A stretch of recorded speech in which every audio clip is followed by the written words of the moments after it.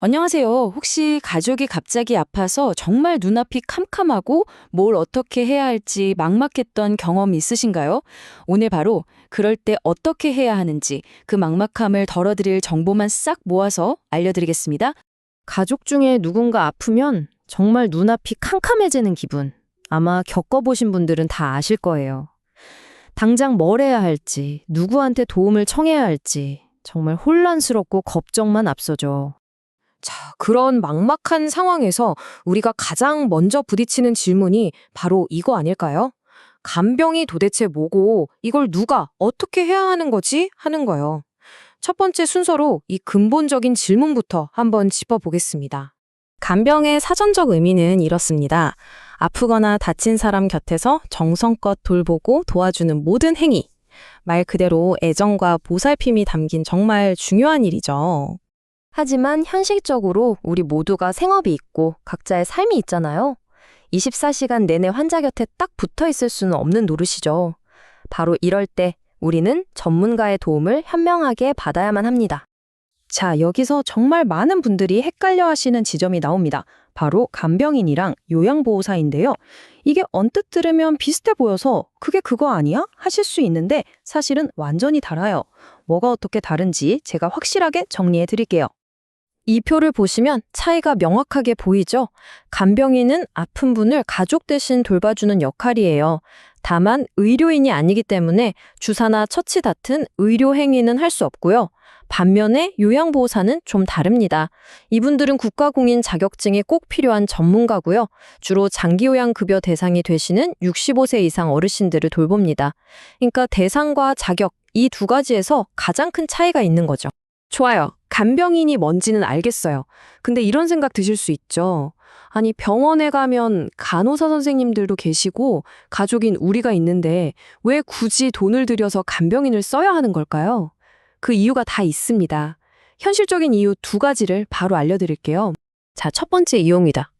우리 병원에 계신 간호사분들 정말 고생 많으시잖아요. 그런데 한 분 한 분이 너무나 많은 환자분들을 담당하고 계세요. 그러다 보니까 한 명의 환자에게만 온전히 집중해서 24시간 식사 챙겨드리고 수발 들고 이게 물리적으로 불가능한 거죠. 그리고 두 번째 이유는요, 바로 우리 자신, 가족에게 있습니다.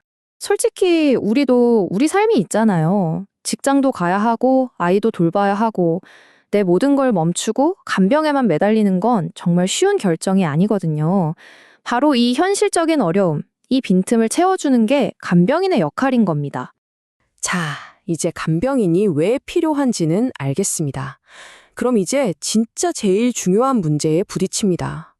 어디서, 어떻게 믿을 만한 분을 찾지? 하는 거죠. 맞아요. 내 가장 소중한 가족을 맡기는 일인데 정말 아무나한테 맡길 수는 없잖아요. 어떻게 해야 마음 푹 놓고 믿을 수 있는 분을 만날 수 있을까요? 예전에는 어땠나요? 보통 병원에 물어보거나 아는 사람 통해서 소개받는 시기였죠. 근데 이 방법의 가장 큰 단점은 어떤 분이 오실지 전혀 모른다는 거예요. 일종의 깜깜이 방식? 뭐랄까 복불복이었던 거죠. 그래서 이런 깜깜이 방식의 불안함을 해소하기 위해 요즘은 많은 분들이 이걸 씁니다. 바로 간병인 매칭 플랫폼이에요. 정보를 투명하게 보고 내가 직접 선택할 수 있으니까 훨씬 안심이 되죠. 자, 그럼 어떤 플랫폼을 골라야 할까요? 다른 건 다 잊으셔도 좋은데 이 세 가지는 정말 꼭 반드시 확인하셔야 합니다. 첫째, 배상 책임 보험. 둘째, 투명한 프로필. 셋째, 편리한 결제. 하나씩 뜯어볼게요. 배상 책임 보험. 이거 진짜 중요해요. 왜냐하면 간병이라는 게 사람이 하는 일이다 보니 정말 예상치 못한 사고가 생길 수도 있거든요. 그럴 때 우리 가족도 또 힘들게 일하시는 간병인 분도 보호해주는 최소한의 안전장치. 이건 뭐 협상의 여지가 없는 필수 체크리스트 1번입니다. 그리고 이 프로필 공개, 이게 정말 게임 체인저입니다. 예전처럼 누가 올지 몰라 불안에 떠는 게 아니라 간병인의 나이, 경력, 자격증 같은 기본 정보는 물론이고요. 진짜 중요한 건 바로 실제 후기예요. 다른 가족들이 남긴 후기를 꼼꼼히 읽어보세요.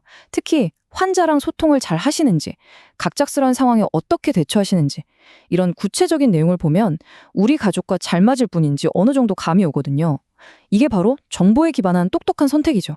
가족이 아픈 것도 힘든데 갑자기 큰 돈이 들어가는 간병비 정말 부담스럽죠.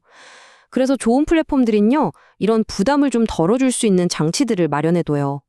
당장 목돈이 부담될 때를 위한 카드 할부라든가 형제자매끼리 나눠서 낼 수 있는 분할 결제 기능 같은 것들이요. 물론 계좌이체 같은 기본적인 방법도 당연히 되고요.